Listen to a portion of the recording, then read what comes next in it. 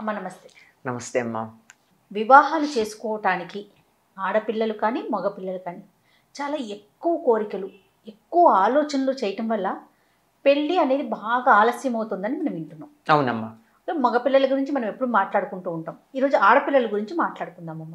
ఎక్కువ కోరికలు ఉండటం, అత్తవారింటి వైపు ఇవి ఉండాలి అవి ఉండాలి, లేకపోతే చేసుకునేవాడు ఇలా ఉండాలి అని అనుకోవటం పెళ్ళికి ఆలస్యం అవుతుంది కదా. దీనివల్ల ఫ్యూచర్లో సమస్యలు ఎదుర్కోవాల్సి రాదంటారా?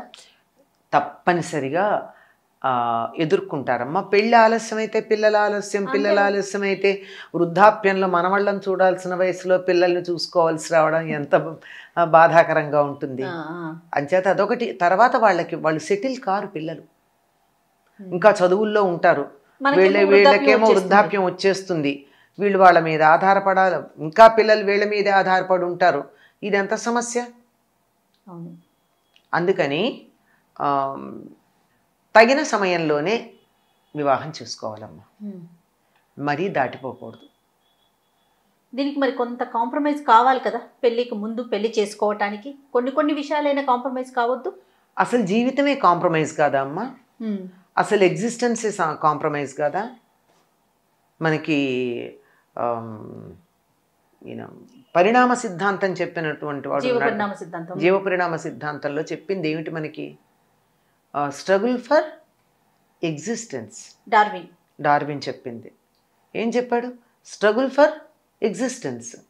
ఎప్పుడూ కూడా ఆ ఎగ్జిస్టెన్స్లో స్ట్రగుల్లో సర్దుకున్న వాళ్ళు సర్దుకున్న జాతులు మిగిలాయి, సర్దుకోలేని జాతులు అంతరించాయి.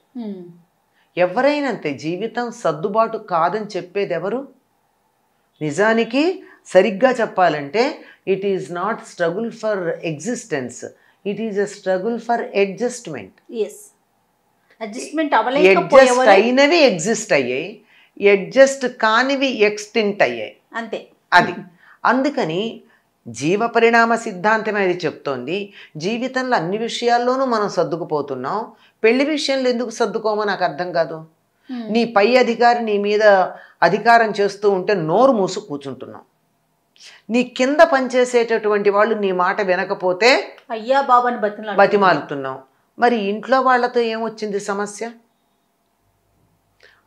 అంటే అక్కడ సర్దుకుపోయి ఇక్కడ కూడా సర్దుకోవాలా అని. నిజానికి ఇక్కడ సర్దుకుంటేనే అక్కడ బాగా సర్దుకోవాల్సిన అవసరం లేకుండా విషయాలను నువ్వే సర్దగలవు. సర్దుకుపోవడం కాక సర్దగలిగిన శక్తి వస్తుంది.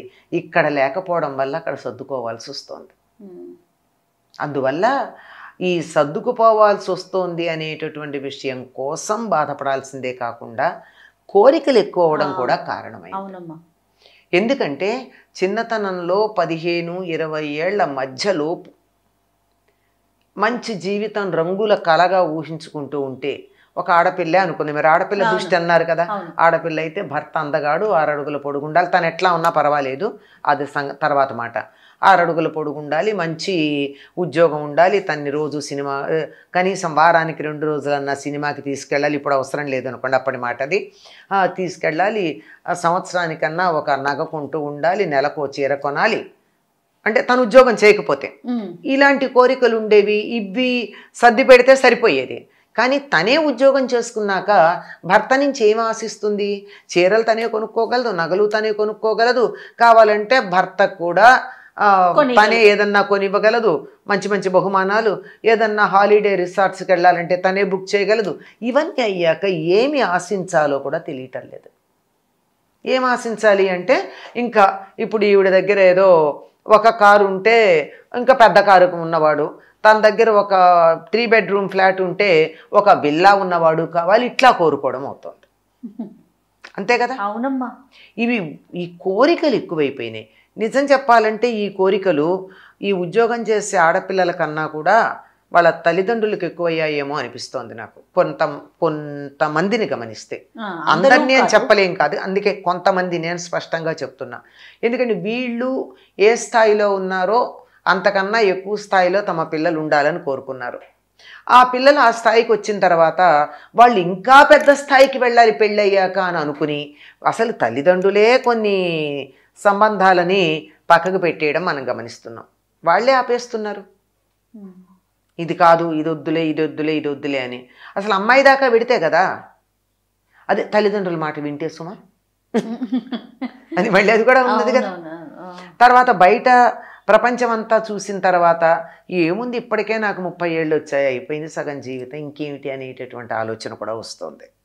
పైగా వీళ్ళకి వివాహం వల్ల వచ్చే ఆనందం పొందాలి అనేటటువంటి ఊహ కూడా రాకుండా పని ఒత్తిడిలో పడిపోతున్నారు.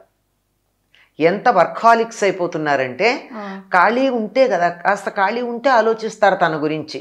చివరికి కొంతమంది మీరు బాగా వర్కాలిక్స్ అయినటువంటి ఆడపిల్లల్ని చూడండి, ఇంట్లో ఖాళీగా ఉండే ఒక గృహిణి చేసుకున్న పాటి అలంకారం కూడా చేసుకోరు. వాళ్ళకు నగలు పెట్టుకునే ఉద్దేశం ఉండదు. మంచి ఓ వేసుకోకర్లేదు, నార్మల్గా కనిపించే వరకు ఒక చిన్న గొలుసు వేసుకునేది, చెవులకి ఏమన్నా పెట్టుకునేవి కూడా ఉండవు. బట్టలు కూడా ఏదో ఒకటి కట్టుకుని వెళ్ళిపోవడమే తప్ప అందంగా కనపడతానా, ఈ చీర నాకు సరిపోయిందా, లేకపోతే ఈ డ్రెస్ నేను వేసుకుంటే అందంగా ఉన్నానా అని చూసుకునేది కూడా ఉండదు.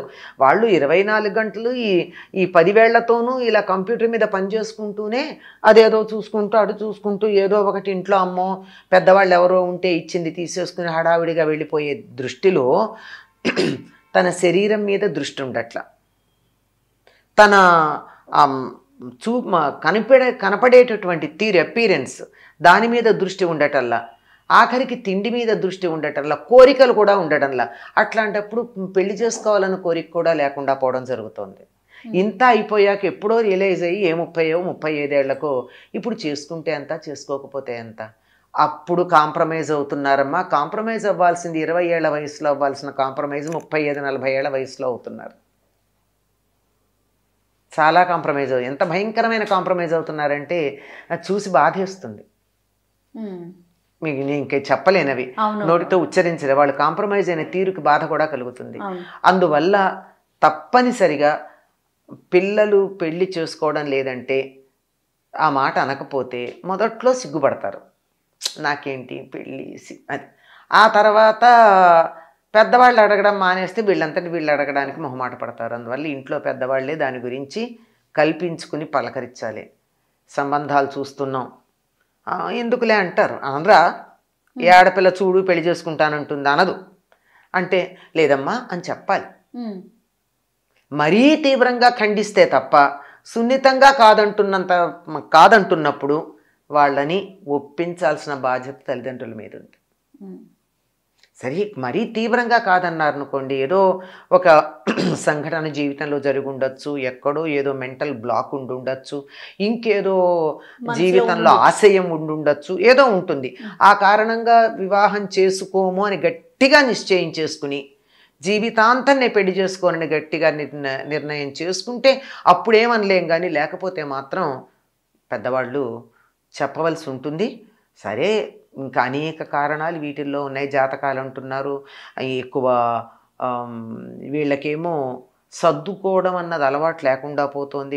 వీళ్ళనే చాలా ప్రధానంగా చూడడం వల్ల, ఈ సర్దుబాటు లేకపోవడం వల్ల అత్తగారింటికి వెళ్ళాకంటే పెళ్లి చేసుకున్నాక అతని వైపు ఎవరు ఉండకూడదని అవసరం వస్తే ఎవరు చూస్తారమ్మా? తల్లిదండ్రి రాలేకపోతే 2-3 పిల్లలు ఉన్నారు, ఈ అమ్మాయికి అవసరం వచ్చినప్పుడు అమ్మా నాన్న ఈ అమ్మాయి దగ్గరికి వెళ్ళలేని పరిస్థితుల్లో ఉంటే, అత్తగారింటి వైపు ఎవరో ఒకళ్ళు ఉంటే కనీసం పలకరించే వాళ్ళు ఉంటారు. అస్సలు అటువంటి మానవ సంబంధాల గురించే పట్టించుకోలేని పరిస్థితి వస్తుంది కనుక కొంచెం దాన్ని సర్ది చెప్పాల్సిన అవసరం ఉంది. మరి కౌన్సిలింగ్ సెంటర్స్ కూడా అవసరం అవుతున్నాయని అనిపిస్తోంది. కానీ వీళ్ళు కౌన్సిలింగ్కి వెళ్ళరు, నేను నిర్ణయం చేసుకున్నా కదా అనుకుంటారు.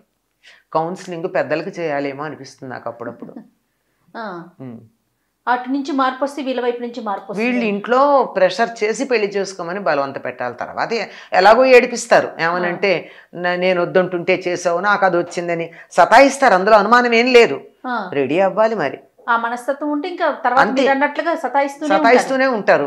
ఏ చిన్న తేడా అక్కడ వచ్చినా నేను అప్పుడే పెళ్ళొద్దంటే అప్పుడే చేసి పంపించి అప్పుడే తొందర చేసి పెట్టావు, ఇంకా కన్నాళ్ళు ఆగాల్సింది అని నవ్వేసి వదిలేయాలంతే. చాలా కష్టంలో పెళ్లిళ్ళు అవ్వాలంటే కొంచెం అయినా కోరికలు తగ్గించుకోవాలి. ఆ లిస్ట్ ఇందాక నేను అన్నది అమ్మాయిల కన్నా వాళ్ళ తల్లిదండ్రులు ఎక్కువ ఉంటుంది లిస్ట్ అంటున్నాం. అది అటుగా వాళ్ళు కానీ వీళ్ళు కానీ తగ్గించుకోవాలి. తర్వాత తగ్గించుకోవాల్సింది ఈ పని మీద ఉన్న ఆ శ్రద్ధ, కెరీర్లో అత్యున్నత స్థానానికి వెళ్ళాలనేటటువంటి తాపత్రయం అమ్మాయిలు తగ్గించుకుని అది ఇది సైమల్టేనియస్గా చేసుకుంటాం అనుకోవాలి. ఇప్పుడు యవ్వనం వెళ్ళిపోయాక రాదు కదమ్మా. ఉద్యోగం కావాలంటే 30 ఏళ్ళు కాకపోతే 40 ఏళ్ల కన్నా you can XL in your life. కానీ యవ్వనం అయితే వెనక్కి రాదుగా. అంచేత యవ్వనం దాటిపోకుండా పెళ్లి చేసుకోవడం అన్నది సరైన పద్ధతి అమ్మా. రైట్ అమ్మా. నమస్తే. నమస్తే అమ్మా.